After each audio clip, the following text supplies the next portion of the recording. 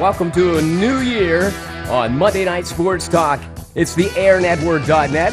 Greg Banks in the studio holding down the fort tonight. Dave Shannon is live in Altoona. And we've got Chad States live in Huntington, PA tonight. Joining us a little bit later on is Jeff Speck, who, by the way, is busy this evening, but he hopes to jump on with us tonight. You can jump on as well. You want to talk about local, regional, or national sports tonight, this is a place to do it here on the airnetwork.net with, of course, Monday Night Sports Talk. Just jump on Skype. Just go to Greg Banks 3. That's Greg Banks 3.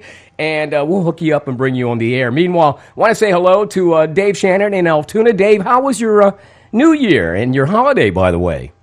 Football filled. I did watch quite a bit of football, and I watched with just absolute glee the Pittsburgh Penguins. Oh, definitely watch some of that, and we'll talk about that during the show tonight. Chad, I know you had a chance to watch some of the bowl games. We'll talk about that.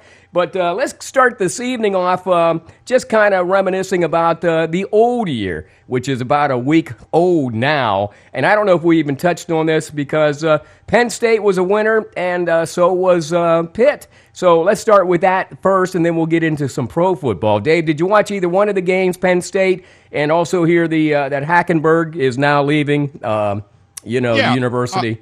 Yeah, and that's all well and good. I mean, I wish him luck. I don't know exactly what he's going to be outside of a tackling dummy for a practice squad on a pro football team. If Christian wants to survive and play on Sundays, he has to learn how to deal with pressure in one way, shape, or form, whether it be with his legs or whether it be with working with his offensive coordinator and saying, I got to get rid of the ball sooner because these guys are on top of me. Yeah, I wish him all the best. He's got the tools that he needs, but I'll tell you what, I think his mental state, and I mean that in a sports sense, sense that his mental state is not good right now. And he ends up doing some things. He throws the ball really horribly sometimes. Right. Then he throws the ball really good, and his receivers let him down. Yeah. And then he throws the ball good, and his receivers catch it, and they score points. Chad, if you watched... Tip of the cap to, to the... what the heck was the quarterback's name that came in then? McSorley. Trace McSorley. Yeah, McSorley. I thought...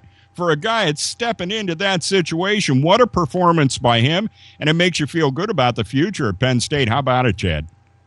Well, I agree with your assessment. I've not been impressed with Hackenberg for 2 years now. Now, is that because he's not built for Franklin's system? Maybe.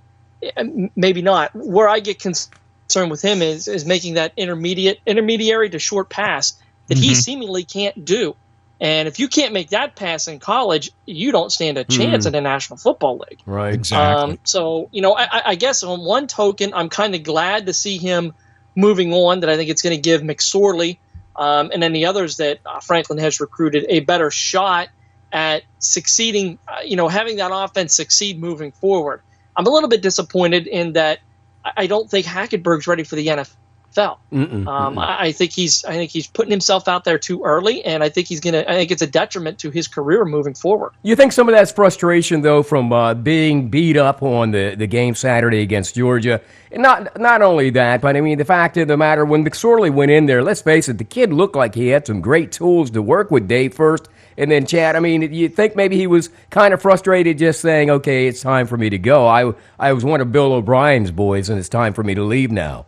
I think he had his mind kind of made up prior to the game. I don't think the things that happened during the game were necessarily factors in him making that decision. I think he just chose to make the announcement shortly after the game. I think it's what he's wanted to do. And, I feel badly for him because he may look back at this and, like Chad said, it may not be the right time. And really the big thing, and Chad brought this up, we had a discussion about Coach Franklin here a couple of weeks ago. And to not give up on Coach Franklin. This guy is what Penn State needs. Right. And you know what's coming up this year? All the scholarships are back. Exactly. And now for those positions that don't get the high-profile attention, the offensive linemen, things like that, those guys will be coming in now, right, Chad?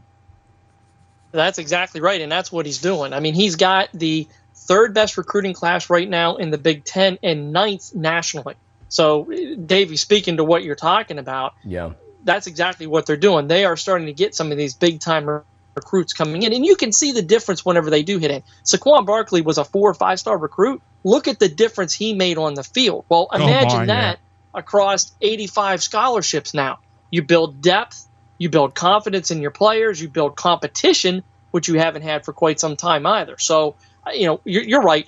Don't give up on Franklin just yet. He's got to have time because he was thrown into, and he knew what he was getting into, but the situation, the cupboard was bare.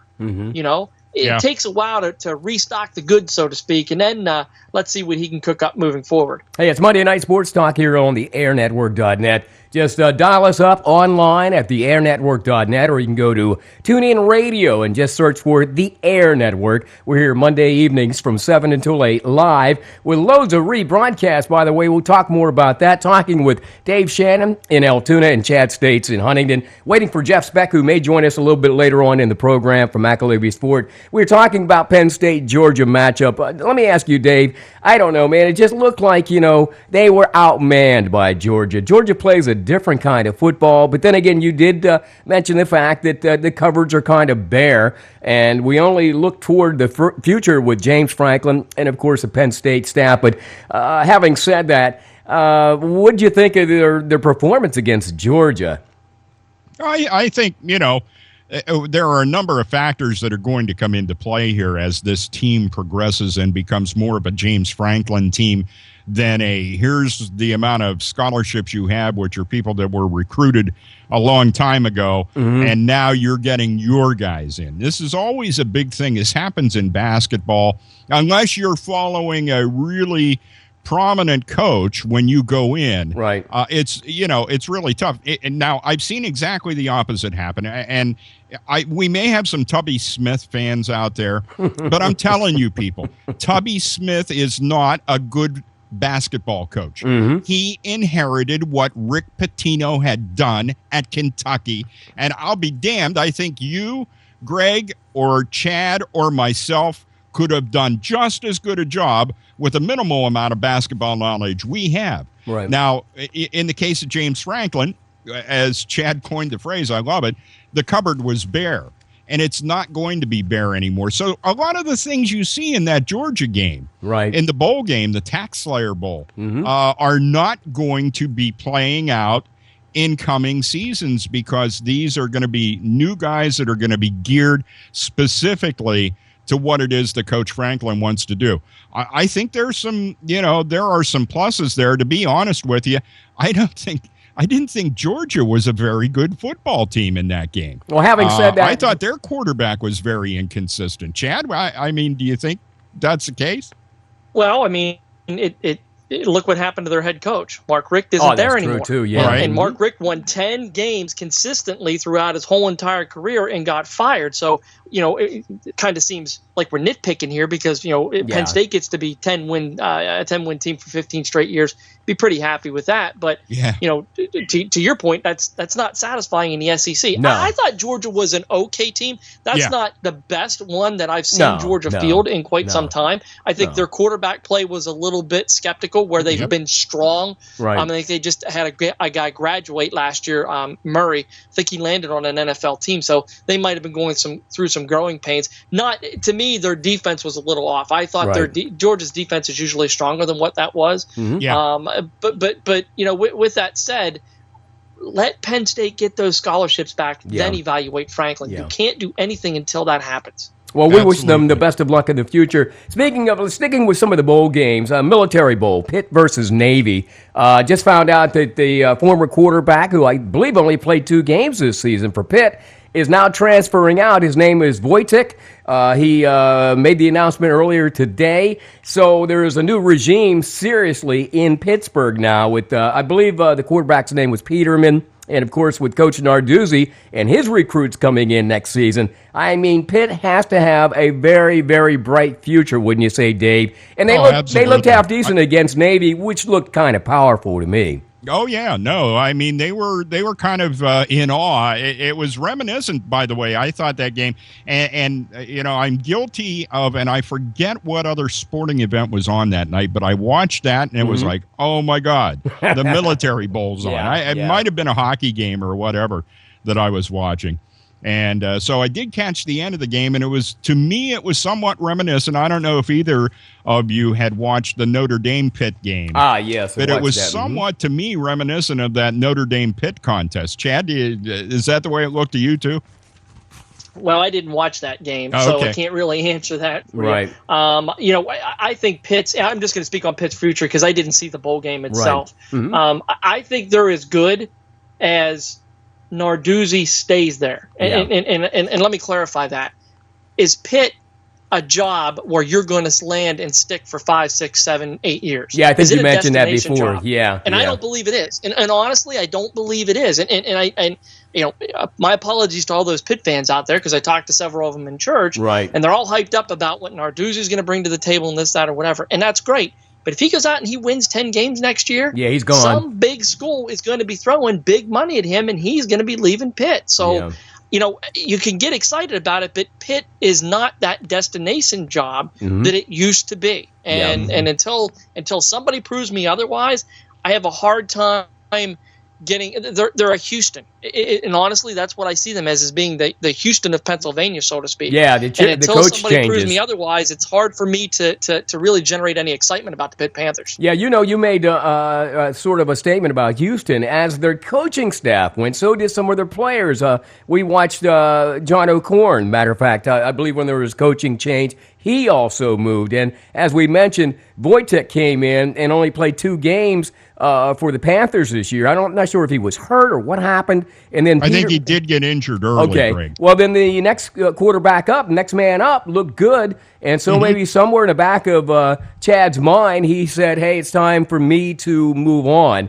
And I think I also heard that Tyler Boyd may be declaring for the draft as well. So Pitt is now starting to see some of their players leave home for the NFL or maybe greener pastures. And I hope that Coach Narduzzi is able to nail some big-time recruits, which I think I looked over some recruiting information earlier today. And right now, he and Franklin are kind of neck and neck getting some of these Pennsylvania boys to come to their schools. But I kind of concur with Chad. If money talks, Narduzzi walks. That's usually what happens in the case of these college football coaches, especially Pitt, and they've had a record of it. Speaking of which, let's talk about some of the other bowl games here. Clemson and, of course, Oklahoma, Alabama, Michigan State. What a game it was. I don't think either one of those games was as good as the TCU game, which we'll talk about in a minute. But let's talk about the semifinal bowl games, Dave and Chad. Low ratings, first of all, and maybe I'll speak to that a little bit, or you can. There was just so many bowl games. And the Rose Bowl, they're not going to change their Saturday date to oblige the NCAA for these semifinals. So some of these games are not moving regardless. Meanwhile, your thoughts on it, Dave? Well, you put something on New Year's Eve, and I'm sorry, it's a tradition in America that you go celebrate the coming of the new year somewhere. Right. And so what are the ratings going to be like? The idiots like me that don't have a life, I'm sitting here watching both the games. Well, I did too, so I'm an idiot. Well, here we are. Yeah. Chad was probably out reveling out there somewhere in New York, but we'll ask him in a minute about what he was doing. But with that being said, that means only about maybe 20% or so of your normal available football viewing audience is out there to watch those games. I discount that ratings thing altogether. Okay. And for next year, right, they have to consider in some way, shape, or form working with everybody to get those games on New Year's Day. Or if they can't make it happen, move them to the day after New Year's. I know that's pushing the envelope because they want to do the championship game on a Monday night after all the bowls are over and everything. Right. But they got to look at putting those games, which in this case, I don't even know if the audience were available if they would have drawn ratings. Maybe the first quarters of the game, right, first and second quarter. But, as the games went on, it just became evident. That Alabama game got out. Clemson game was really close. Yeah, it was close, but the Alabama game got out of hand early. It was absurd. I got to halftime, and I got to be honest with you, I didn't go back. Yeah, I bailed. Same thing happened with me watching Stanford, Iowa. There's another one. Yeah. The one thing that I noticed, and I want you guys' opinion on this. Mm-hmm. When I'm watching that Clemson game, is it just because of the orange uniforms, or are they that frickin' big? My God, are they big? I don't know. Is that just me, Chad, or is Clemson really a big football team? Now, Clemson's a really big football team. There's no doubt about that. Yeah. I don't think you're going to see these games move off of New Year's Eve anytime soon. Okay. ESPN is trying to start a tradition. If you didn't catch that, they want to start this tradition of the semifinals on New Year's Eve, and they promoted that. Right. And it takes time for this to become a tradition. It just doesn't happen one year. I mean, 50 years later, the Super Bowl is now a tradition, but in 1967, whenever they first started it, it was like, what's this? You're going to put the Rose Bowl, AFL and the NFL championship and try to make something of this? No, that's not going to work. Well, it's just like the 50 Rose years Bowl. later, it's the biggest game on the earth. So, when I was growing up, the big New Year's Eve game was the Astro Blue Bonnet Bowl. Oh, I remember that. I remember Penn State playing in the Astro Blue Bonnet Bowl one year because I was out trying to celebrate New Year's Eve, and it was like everybody was gathering around the TV. Yeah. I think the teams involved are still going to have their fans and will plan around those games as part of their New Year's Eve. But you're right, Chad. I know exactly what you're saying because they did spend a lot of promotional time trying to establish this as a new quote-unquote tradition. Well, ABC and ESPN seems to have spent so much money. It seemed like every significant bowl game was on ESPN. So there was this slew of games that I thought that, at one time, obviously CBS and ABC were players in this whole bowl thing, but it doesn't seem that way any longer. No, it's not. Okay. ESPN, ABC is, as I say, ABC is tied to ESPN. Yeah, they are. So don't forget that they will play off of each other. But it comes down to money, and who has the most money to spend, and the networks don't have it. That's why they play reality TV all the time. That's why you get those TV shows that aren't traditional sitcoms like we're used to. Like Survivor. They're cheaper to produce those shows. Right. Yeah, it's cheaper to produce. You don't have to pay actors. You don't have to do anything, which is better for the networks these days. So let ESPN run with that stuff. Plus, and I will say this because, guys, I was one of those idiots that stayed home too. I don't go out on New Year's Eve. I'm done with that stuff. I'm a homebody. We were all safe, and we had done that probably at a younger age, and we already knew. The perils of going out on New Year's Eve. Age, but there's no doubt about that. Yeah. But the other nice thing is that ESPN brings to the table is you can stream ESPN across multiple devices. That's true. Yeah. So I actually could have played that on my tablet that I'm broadcasting over with you guys right now, and walked anywhere in my house, outside, did whatever I wanted to do, and sat and watched that thing, and I had to watch it on my TV. So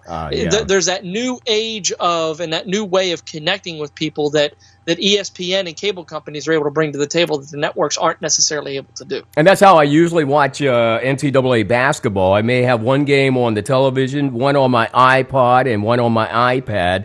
So I'm kind of like watching 3 games at one time, which is kind of cool, because now on the NCAA basketball games, at least the preliminary games, they're on TBS, TNT, CBS, and even some of those channels I don't even watch. True TV, stuff like that. And anyhow, I just wanted to kind of get your estimation. Now, what do you think, Chad? Let me go with you first on this one. Clemson, Alabama. Alabama is a 7-point favorite. How do you call that game? Do you think it's even going to be close? Wow, what Alabama did to Michigan State. I was embarrassed. I mean, D'Antonio is as prepared a coach as I have seen in the college ranks. I mean, he never gets blown out. Yeah, and they got lit up like a Christmas tree. Sure did. That Alabama defense came out there to make a statement. Now, with that said, I don't think that Michigan State had the offensive firepower that Clemson brings to the table. Right. Clemson's quarterback was tremendous. He's very, very good. He's like, I don't know. He's like Winston was, I guess. Type. He's like a Vince Young type. Oh, yeah, to okay. be honest with you, from what I can tell. He's got that size, too. Yeah. Yeah, he has that ability to run.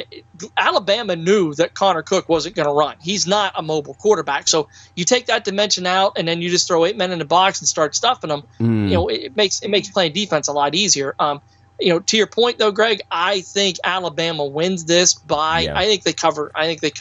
Dave, Okay. What do you think? What do you think, Dave? To be honest, I think that it's going to be a little closer than that, and I hate to say this, but I think Alabama wins it, but I don't think they cover.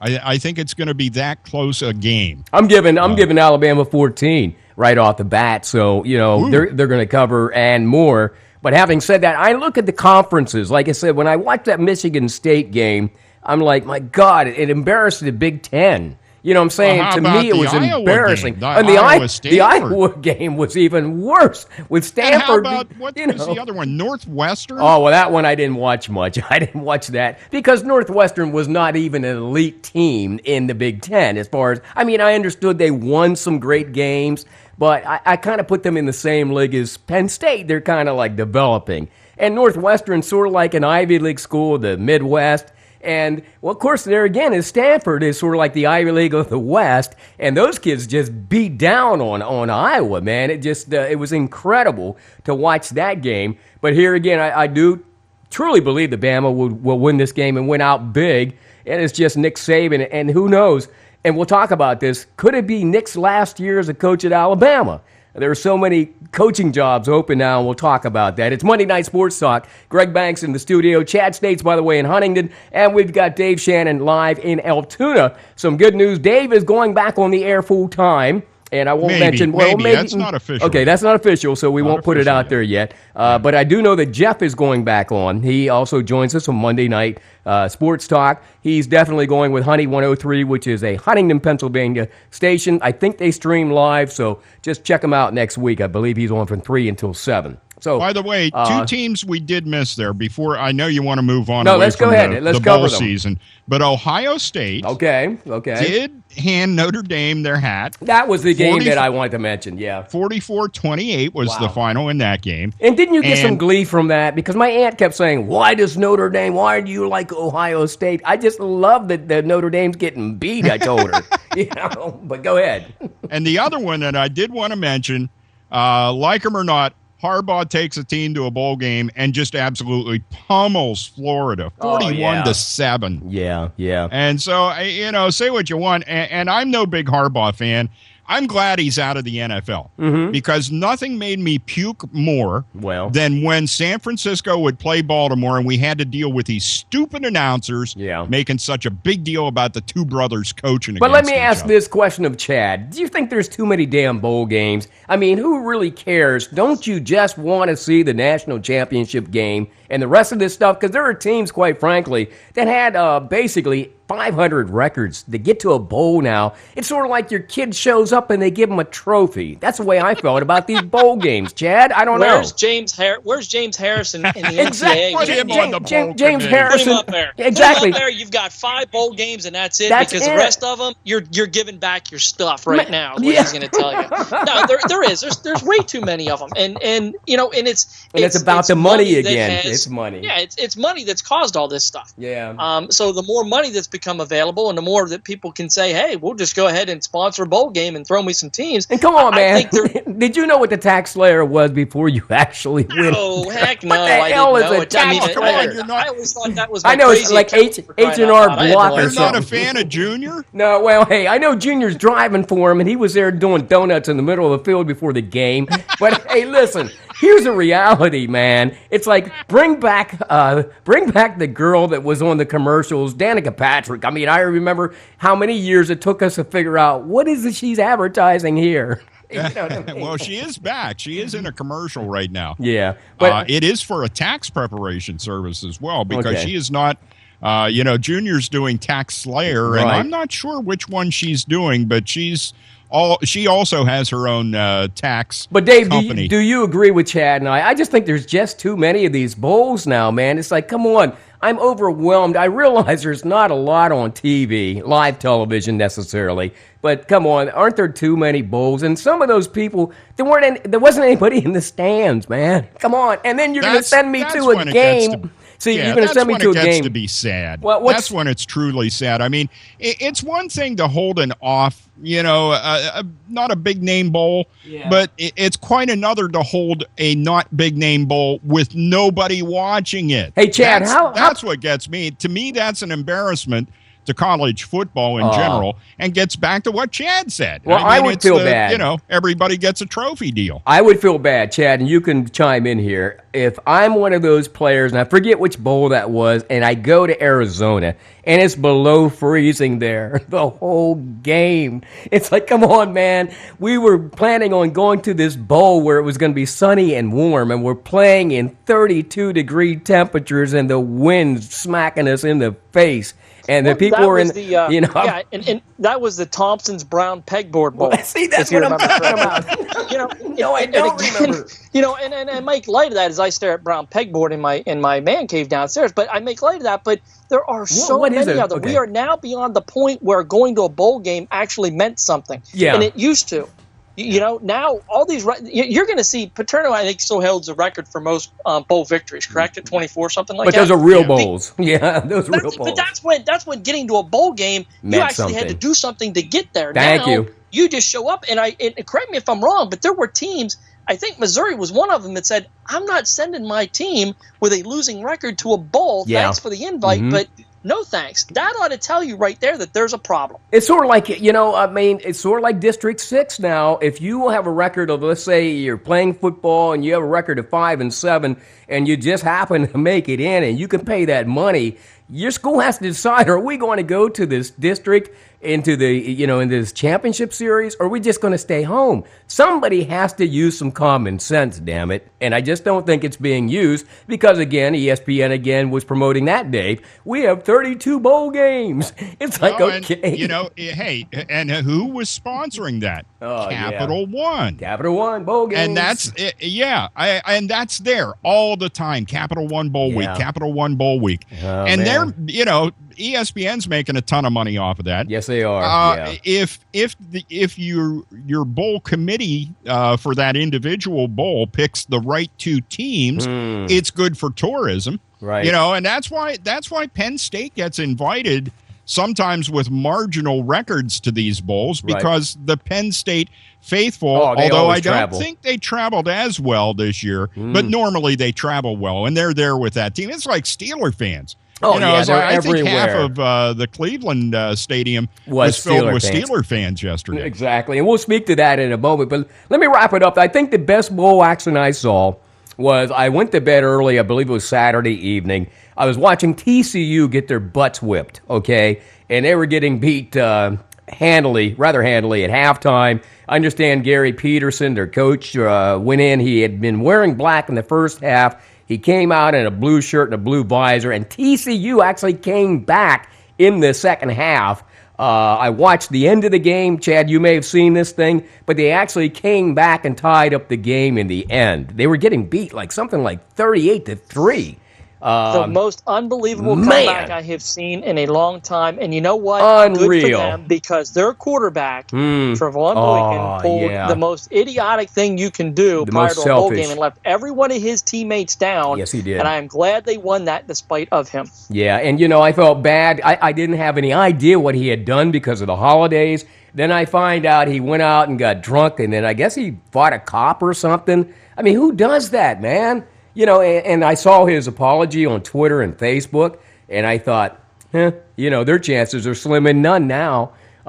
It'd have been nice to have seen him on the field, but the reality is the Horned Frogs came back, and for that, I am grateful. Let's move on to the NFL guys real quick as we wrap this up about the college bowl games. Of course, we'll have more information on that on Monday Night Sports Talk next week because now we have to wait till the 11th for the championship game in college between Alabama and Clemson. Having said that, yesterday, Dave, starting with you and then Chad, Steelers, man, they're taking on the Browns yesterday, and I don't know, at first, I'm thinking, who do they have at quarterback for the Browns, and why is this guy beating us in the first half like we're renting a mule?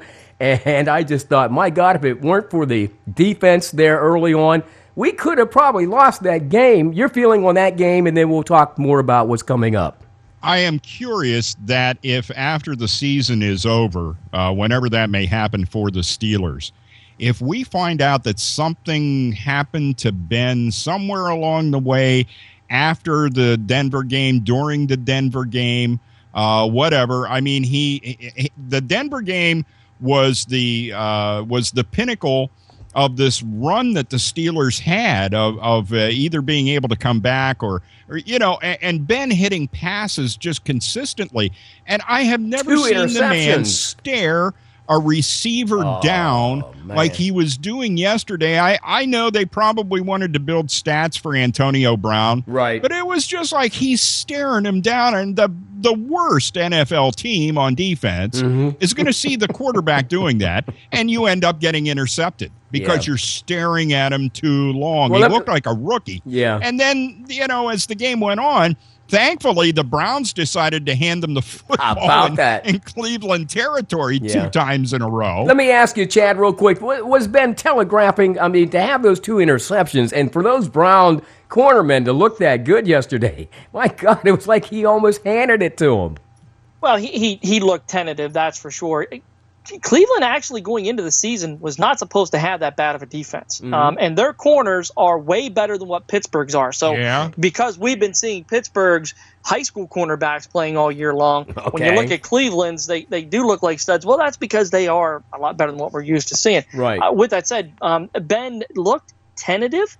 I think he was forcing the football. I actually think that they were still rattled from last week when they should have clinched and not had themselves put in this position where they were just kind of rushing things, is what I kind of got the feeling they were doing. And obviously he was targeting Brown the whole afternoon. So I guess the strategy after halftime was, let's stay away from Brown.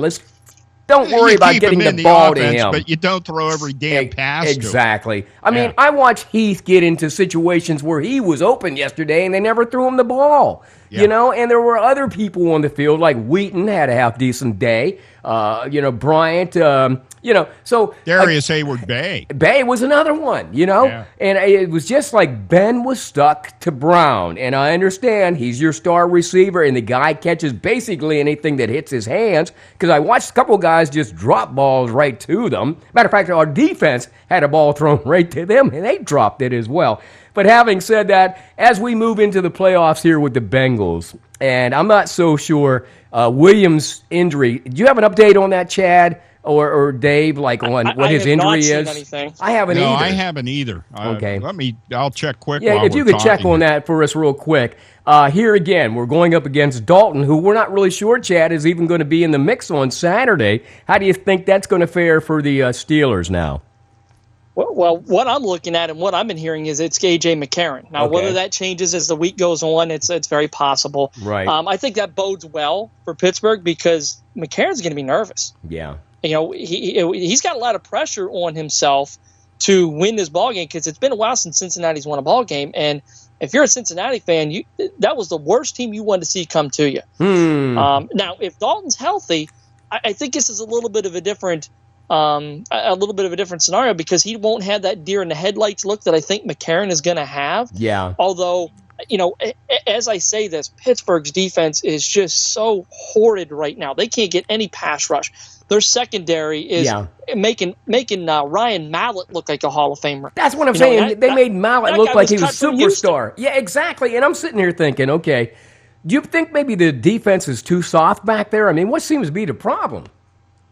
I think, I do think, and Chad, you can agree or disagree, but I think there's a lack of confidence there. You see them playing deep zone a lot, and they're giving, you they're off guys 10 yards. NFL receivers a 7-yard cushion all the time. Exactly. And that's where they get beat a lot. So, by the way, the update on D'Angelo Williams, He is listed as day-to-day. He did have an MRI today and no broken ankle. So he's day-to-day, so there's a possibility he'll play. Hopefully he's able to play. Right. Hey, well, listen, let me ask you this. Okay, so we go through this whole thing yesterday, and, Ben was actually able to get that one ball to Brown. I mean, he actually, laced it between those two defenders. Yeah. And, of course, Brown got into the stands and did this sort of like what they would normally do in the dog pound and found a couple of Steeler fans and gave the ball to one of them. But having said that, and the guy is one of the great players, and I really would like to see him in the running for the MVP. But having said that, Dave, what's your feeling on this upcoming game with Cincinnati Bengals? Chad and I were discussing if McCarron goes, again, he's a little young and he may be a little tentative against but we may not have all of our weapons ready either. I mean, I don't think if McCarron has a problem, Greg, I don't think it's related to anything about the Steelers or anything else. It's only related to the fact that he is playing in the NFL postseason. Mm-hmm. That's where A.J. McCarron's problem is going to be. That's always been a Bengals problem, playing in the postseason. Well, though. yeah, true enough. Yeah. But the bottom line is that's where his problem's going to be. I'm sure the Steelers are going to have a good defense put together, and he's going to have to deal with that, but that's part of football. Yeah. And, I think he would be up for that. I think his big thing is whether he feels that, I'm sure he feels that weight on his shoulders. Yeah. Because Cincinnati had such a great season rolling along, and then when Dalton went down, it changes everything, and it all falls on him then.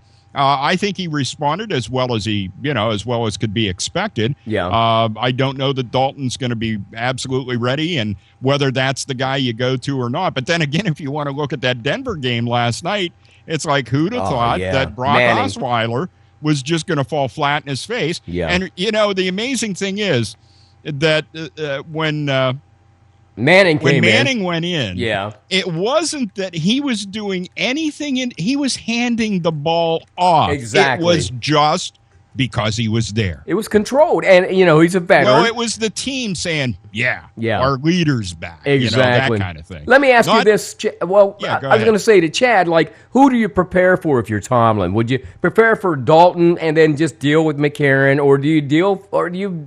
how do you prepare for a quarterback that's unknown at this point? I think you just prepare. I mean, you've played Cincinnati 2 times right. every year. You know what you're getting. You just prepare your team to go out there and play as hard as they possibly can. Yeah. And you show them a tape of the second half of that Denver football game. Mm-hmm. And you say, hey, guys, this is what us. You're capable of. Yeah. This is what you are able to do, and this is why a lot of teams are scared of playing you in the postseason. Exactly. Go get it. You really don't have to coach them for a player. Mm-hmm. You just got to coach them up and let them go do what they need to do. I was watching all the talk shows today on mostly ESPN and Fox, and most of the sports reporters saying that the Steelers could actually be the most feared team in the Super Bowl this year, and even New England might have lost that game against Miami because they did not want to face perhaps the Steelers in the first or second round. I don't know how true that is because New England would have gotten a bye anyhow. But having said that, who do you like in this game, Dave, and why? And then, Chad, you can talk a little bit about that as well. If D'Angelo Williams is there and healthy, or able to contribute, I'm all in the Steelers in this particular case. I like what they've been doing over the course of the season. I like the fact that they've been able to adjust defensively within a game. Yeah. They may not come out with the best game plan at the beginning, but they're adjusting as the game goes along. If it takes till halftime and you go in at halftime and say, okay, everything we talked about that we were doing in the first half, scrap that. Mm-hmm. We're going to do this. And they come out and they do well. And I think that's been their key to success is being able to adjust defensively within the game. I think, Chad, don't you think they've been playing more and more defensively as a unit as the season is, despite the shortcomings at various positions, they keep continuing to play as a unit? Yeah, I would agree with that. Dave, they do, but I'm still skeptical. Yeah, those I've corners, watched man, the last 2 games, and I've watched them against mediocre competition, and this is what Pittsburgh does. They play to the level of their competition, and I'm hoping that they're able to rise that up and knowing, hey, this is our big enemy. They know that it's going to be a war. Yeah. The last game proved that out. Yeah. That emotions are going to be running high on this. I mean, this is must-see TV. Yep. Of any of the playoff games, this is must-see TV. There's still some open. I'm hoping that they're geared up for it. I mean, this is going to be a very close ball game. And there's still some open wounds there. Just like from the beginning of last week's game when they played the Bengals. And there was a lot of trash talking, a lot of back and forth. And I'm sure we're going to started with the stretching. Exactly. Pregame, yeah. So we're going to see a lot of that coming up on Saturday. By the way, the game's on CBS Saturday evening at 8:15 when the Steelers take on the Cincinnati Bengals. That should be a whale of a game. Looking forward to it. Dave said that he's going with Steelers. Chad, I assume you're also leaning more towards the Steelers, maybe? Yes. Steelers by a bucket. Steelers by 2. By 2. Okay. Well, let's hope so and hope for the best. Meanwhile, it's Monday Night Sports Talk. Here on Monday evenings, we get together and have a little gab fest about sports around the local area, which is central Pennsylvania, also the region, and also nationally as well. Speaking of nationally, guys, there's been a slew of firings of coaches. Let me think and see if I have a full list here. Chip Kelly went last week before the Eagles played their last game. Mike Pettin went today from the Browns. The 49ers fired their coach. Tom Coughlin, the coach of the Giants, walks out. You're feeling there's about to be a new sheriff in town. Your feelings on these firings, Chad and then Dave. Well, I mean, it's what the NFL does. Cleveland, you can't really pay attention to. How many coaches have they had now? 10? Yeah, that's an organization in distress. Yeah. I think I saw something today where the only other team to fire a coach was Baltimore in 2007 when they got rid of Brian Billick. Other than that, the only team in that division that has fired a coach is Cleveland, and this is going to be number 6 coming in. Holy mackerel, so you can't build any consistency whenever you're dealing with that. Yeah, not at all. Well, but again, it's a way of the NFL. You look at San Francisco, Jim Tomsula. Hey, 1 year, thanks, see you bye. Yep. That's an organization in disarray. That's not even a great honeymoon. Your consistent teams don't do this. The New York Giants do not do this. And Tom Coughlin there for 12 years. Exactly. Steelers are a team noted not to do that. We've had 3 coaches in my lifetime that I can remember. Cowher, also, what was the, just eluded me. Chuck Noll, Cowher, and then Tomlin. So having said that, Dave, what's your feeling about what's happening in the NFL, this one-and-done stuff? Coughlin would be the unusual case now, only because he walked out. And you know what? Yeah. It would not surprise me. He had pressure, obviously. If he would walk into Philadelphia. You think he would do that at 70? Yes, I would. Okay. I would. He walked out on the Giants, so he's obviously pissed. Right. Okay. So with that I think it was mind, a mutual agreement, though. If I wanted to really get into their grill, I would just go ahead and say, you know what? I'm going to go coach the Eagles. How do you guys like that? Well, you're going to be in the same conference, though. I mean, would they allow that? Well, hey, I love that. Okay. Now you got inside information. You know who the Giants are. You've been there for for 12 years. Yeah. So you know who they are. And it's like you walk into Philadelphia and it's like, okay, I know, at least I know how to beat the Giants. Yeah, 2 questions. 2 questions. First of all, Chad, let me ask you this. Chip Kelly, does he stay in the pro game or is he going back to college then? What do you think happens with him? He will be the head coach of the Tennessee Titans. You think he'll head down to Tennessee? Tell me that's not a marriage just waiting to happen. He's got Marcus Mariota. Oh, my God, that's true. Ownership is going to look at that, and I'm telling you, that's where there's no college openings right now for him. Yeah, okay. There's no major college openings, so he's not going to go back to Division I. And I don't think. I think that's more because he won't want to accept one of those lower positions. Yeah, he goes back to. You can't tell me that Tennessee isn't going to say, you know what? He's his old first college 2 years, coach. he didn't do too bad at Philadelphia. Yeah, I'm willing to roll the dice here with his boy at our quarterback. That's and true. Let's see what happens. Smart money, Chip Kelly to Tennessee. Never thought about that. Dave, having said that now, Tom Coughlin leading the Giants, who have this massive amount of money that they can spend next year because they have a lot of cap money coming into the season. What's your thoughts on maybe, I know Cowher would never take that Cleveland Browns team, but what about the Giants and Cowher? Do you think he would leave TV to go maybe coach the Giants? I don't know where his head is. I mean, his name comes up on occasion. You know, and but this might I be don't the know where gig. his children are as far as schooling goes. Are they? Oh, they're out of school. Are they done now? Yeah, they're done. Those girls are, They're done. I think, pretty Okay. much grown women now. Plus, he's got that rock star woman that he's dating for the last couple of years. You know, seriously, since his wife died and stuff. So, Bill could stay on television. True. I thought of he along with Tony Dungy and maybe Gruden, but I don't think Gruden's going to go back into it. Whoever goes into New York is facing a big challenge, Making money. In that, there's some tempers, there's some personalities there that need to be toned down. There's some guys that need to understand, that this isn't back alley football. Yeah, but Cowher would walk into a situation similar to the Rooneys, Chad, because the two oldest families in the NFL would be the Rooneys and the Meyer family, I believe, the family that owns the Giants. I mean, you know what I mean? That's a situation as a coach I would want to take. I would want to take the Giants just because you have the history of stability there. Exactly. They're not going to be a one and done, fly by the seat of your pants type of ownership. Right. That's a great situation to walk into as a coach. And if you had the ability, that's where I would choose. I wouldn't choose Cleveland if you paid me the $2 million tax free. There's no way. Up front. Up front. There's no way. That's right. And bought diapers for my kids. That's just not going to happen. Well, let me ask you this. Because it's a poor employer. It's a poor employment choice. Well, not only that, I think their GM went today, too, along with Mike Patton. But having said that, where the hell was Johnny Manziel? Was he in Las Vegas or was he home? And does anybody really care? Because, quite frankly, the next guy that comes in there is probably going to get rid of him. He's probably out of there. He's probably going to be playing for Dallas. What do you think on Manziel and his situation, Dave? And then Chad. I think that's a good call. I think he'll end up with the Cowboys because Jerry Jones wanted him at one point anyway. Mm-hmm. And I think that's, the way that's going to play out. Now, whether he's ever going to be able to be anything in the NFL, I don't know. I don't know. The kid just doesn't want to get his head. And I refer to him as a kid, even though he's out of college. He's a man.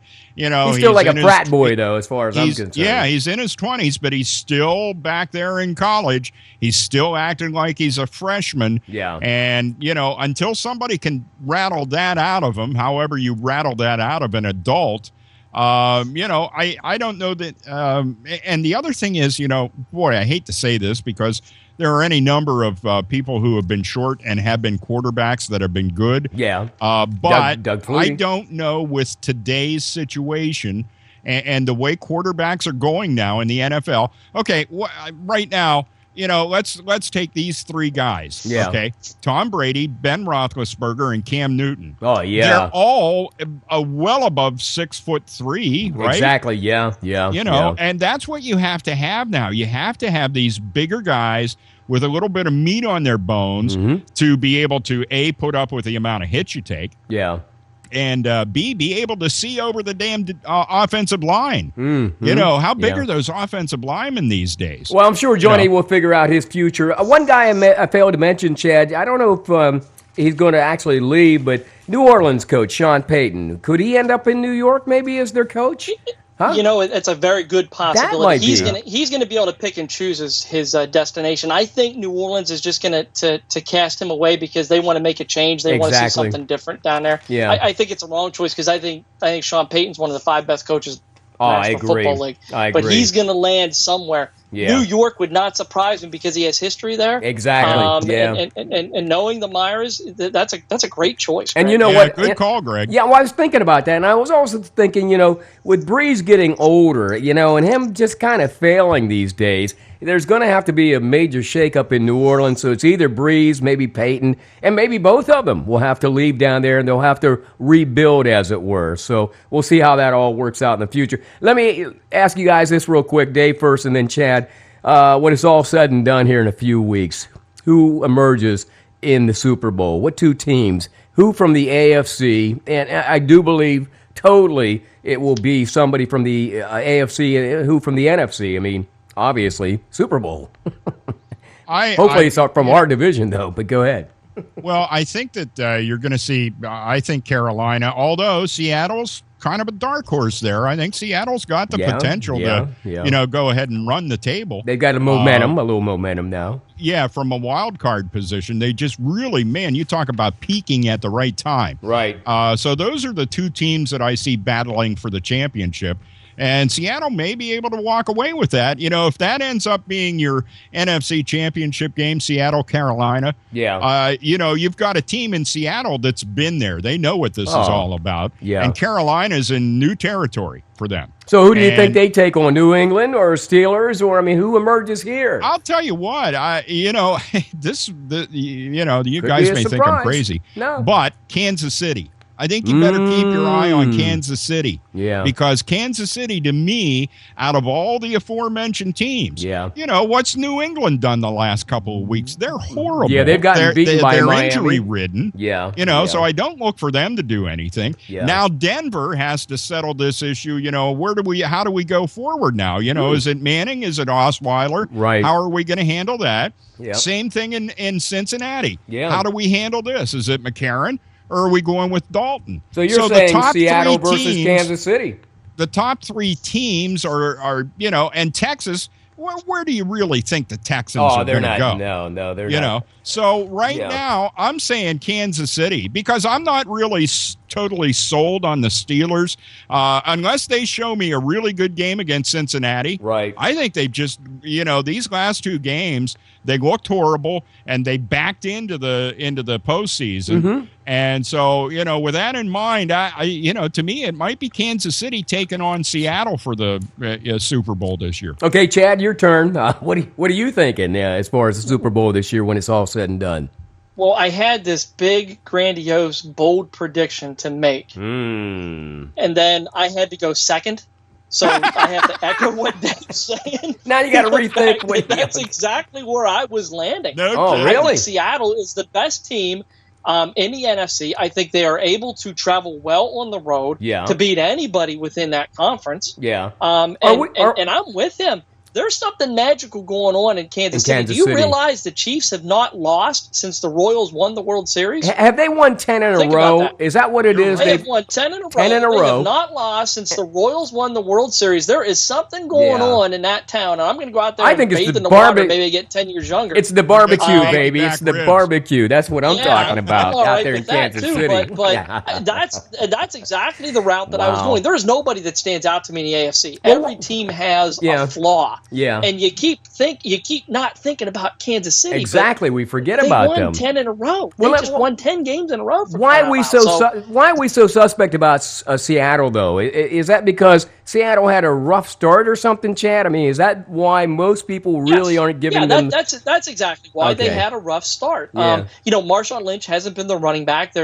I think he's coming back for the playoffs, although I'm not 100% sure on that. Right. The defense is what you've been kind of sleeping on. It's not been up to par. Remember, Cam Chancellor held out at the beginning of the year. Yes. They didn't start very well, and it's just taken them some time to get into their rhythm. Mm-hmm. But let me tell you, what they did to Arizona, who was probably the best offensive football team in the National Football League, forgot about them too. Defense thoroughly embarrassed that offense. And when it comes down to playoff football, defense wins championships, and I'm leaning hard on the Seahawks. I think they're getting it back this year. All right, so Chad and Dave basically are looking for Seattle versus Kansas City, perhaps in Super Bowl. Is this Super Bowl 50? Yes, what am I? 50-50, okay. Yep, that's why the 50-yard line has been gold all season at all NFL venues. Duh. And of course, the big game coming up at Levi's Stadium in San Francisco. Okay, we hope it doesn't snow there. Meanwhile, it's Monday night. Monday night sports talk. Greg Banks in the studio, Chad States in Huntington, Dave Shannon, by the way, joining us from Altoona. We do this every Monday night, by the way, from 7 until 8 p.m. live online at theairnetwork.net, or go to TuneIn on your mobile app, TuneIn Radio. Just search for the Air Network. Okay, Dave, before I get to you and the Penguins, real quick, Chad, give me an update. Penn State Wrestling. They took the Southern Scuffle. I don't know, did you hear anything about Penn State Wrestling this weekend? Yeah, they took the Southern Scuffle. They crowned 5 champions. Man, cool. Almost broke the tournament scoring record, and had they not had a guy get injured, they probably would have. Yeah. Just an absolute tremendous showing of power. Wow. They are clearly the best team in the nation. They had 2 freshmen win weight classes in Jason Nolf and Bo Nickel. Right. They are just, they're heads and shoulders above everybody else right now. And they're really not even peaking yet. So it's kind of scary. And Penn State is undefeated, by the way. And we got a good chunk of the season left. I think they're now wrestling in conference, I believe, as we head back after the holidays. They will start dual conferences. They have Purdue and Indiana this weekend, and then Nebraska next weekend at home. So they're starting their Big Ten schedule. I don't see anybody on there that's really going to touch them. What's the big match they have over at BJC, I think, this year? They're going to have that. That's the Ohio State match. That is going to be a big one. Ohio State matches up probably the best of anybody in the country right now. And when's that coming up? So that one could be a little bit tight, but really, if Kale has his boys wrestling like he did on January 2nd, right? They come out in that semifinal round and just blew the doors off of everybody. Yeah, if they're doing that, there's nobody in the country that can hang with them. And it all starts with Migaludis. I think. What's he at? 125. He's at 125. Wow, and they get off to a really heavy start, man. So best of luck to Penn State Nittany wrestlers, Nittany Lion wrestling team. Now to get to the point, Dave, on the Monday night edition of Sports Talk here. Something we've been waiting for. There's been a turn in the culture of the Pittsburgh Penguins. Their stars are beginning to emerge. I think they're winning a couple of games. What's going on there? Okay. Now, the last time we talked was we were still in the early stages of Mike Sullivan being the head coach. And I warned everybody. He's now 4-7, I think it is. They lost a whole bunch of games. They lost 4 in a row under Mike Sullivan. Right. And I said, man, the poor guy comes in on a Saturday. He has to coach a game starting on Monday. So his first full practice with the team is a Sunday. He's playing games Monday, Wednesday, Friday, Saturday. He had no time to work with these guys. Then they play the Monday before Christmas.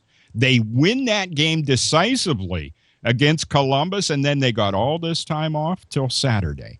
And I'll tell you what, the Mike Sullivan system is in. It's been adopted. He's letting these guys do things that the previous coach would not let them do. They're doing the stretch passes. They're getting out of it's been an effort, and he's said this time and time again in all the interviews that he's done. Get the puck out of the zone and into the offensive zone. And it's like he hasn't said anything about how you accomplish that. Just do it.